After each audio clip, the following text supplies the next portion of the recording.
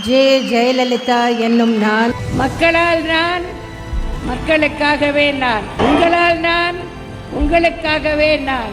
ஒவ்வொரு நாளும் ஒவ்வொரு பொழுதும் என் அன்பார்ந்த தமிழக மக்களுக்காக புதிதாக என்ன நன்மை செய்யலாம் என்று யோசித்து யோசித்து ஒவ்வொரு புதிய திட்டமாக கொண்டு வந்து செயல்படுத்தி கொண்டிருக்கிறேன். உண்மை எப்படி நம்பிக்கையை கொடுக்கிறதோ, உழைப்பு எப்படி வசதியை கொடுக்கிறதோ, திறமை எப்படி வெற்றியை கொடுக்கிறதோ, அதுபோல எனது ஆட்சி உங்களுக்கு வசந்தத்தை கொடுத்திருக்கிறது. மது விலக்கில் உண்மையான அக்கறை கொண்டுள்ளது எனது தலைமையிலான அரசுதான் என்பதை தெரிவித்துக் கொள்கிறேன். உங்களுக்காகவே அர்ப்பணிக்கப்பட்டதுதான் என்னுடைய தவ வாழ்வு. ஒரு தாய்க்குத்தான் தன் பிள்ளைகளுக்கு என்ன செய்ய வேண்டும், அதை எப்படி செய்ய வேண்டும், அதை எப்பொழுது செய்ய வேண்டும் என்பது தெரியும். அனைத்து இந்திய அண்ணா திராவிட முன்னேற்ற கழகம் தான் உண்மையான மக்கள் இயக்கம்.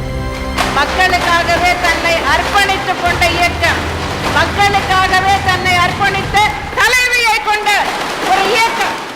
எனக்கு பின்னாலும் இன்னும் எத்தனை நூற்றாண்டுகள் வந்தாலும் அனைத்து இந்திய அண்ணா திராவிட முன்னேற்ற கழகம் மக்களுக்காகவே இயங்கும். அவர் வாழ்க்கையில நம்ம கத்துக்க வேண்டியது எவ்வளவோ இருக்கு.